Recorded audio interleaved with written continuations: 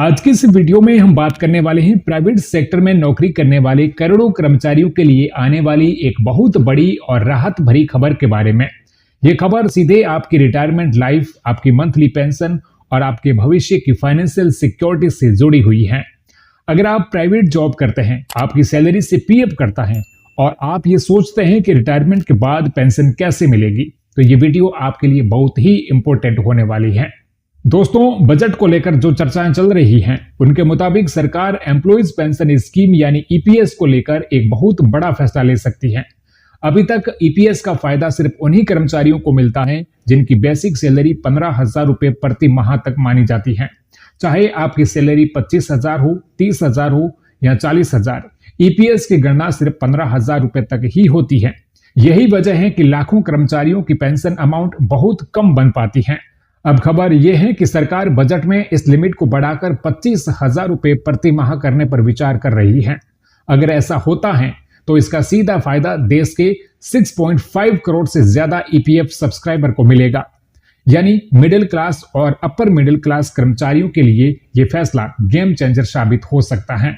आइए समझते हैं इस फैसले से आपको कितना फायदा होगा और यह सिस्टम कैसे काम करता है। जब आप प्राइवेट नौकरी करते हैं तो आपकी बेसिक सैलरी और डीए का 12% हिस्सा ईपीएफ में कटता है। उतना ही 12% आपकी कंपनी भी आपके नाम से जमा करती है, लेकिन कंपनी का यह हिस्सा दो भागों में बंट जाता है। इसमें से 8.33% हिस्सा ईपीएस यानी पेंशन फंड में जाता है और बाकी 3.67% ईपीएफ अकाउंट में जमा होता है।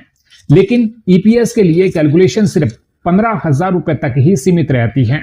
इसी वजह से हर महीने ईपीएस में अधिकतम 1250 रुपए ही जमा हो पाता है। अब सोचिए, अगर आपकी बेसिक सैलरी 25,000 रुपए है और सरकार ईपीएस की लिमिट बढ़ा देती है तो क्या बदलाव आएगा। 25,000 की बेसिक सैलरी पर 8.33% का मतलब होता है करीब 2,083 रुपए प्रति माह। यानी अभी जो 1250 रुपए जमा हो रहा है उसकी जगह 2,083 रुपए जमा होगा और ये सीधे सीधे करीब 66% की बढ़ोतरी है। अब सालों तक अगर यही पैसा जमा होता रहा तो आपकी पेंशन अमाउंट ऑटोमेटिकली ज्यादा बनेगी। सरकार सिर्फ लिमिट बढ़ाने पर ही नहीं बल्कि मिनिमम पेंशन को भी बढ़ाने पर विचार कर रही है।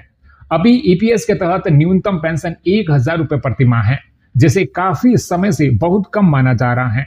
बढ़ती महंगाई को देखते हुए सरकार इस मिनिमम पेंशन को भी रिवाइज कर सकती है। दोस्तों, ईपीएस सिर्फ रिटायरमेंट के बाद मिलने वाली पेंशन तक ही सीमित नहीं, इसके तहत कई और बेनिफिट भी मिलते हैं। अगर किसी कर्मचारी की डेथ हो जाती है तो उसके फैमिली मेंबर को भी पेंशन मिलती है। इसके अलावा डिसेबिलिटी पेंशन और अर्ली पेंशन जैसे ऑप्शंस भी उपलब्ध हैं।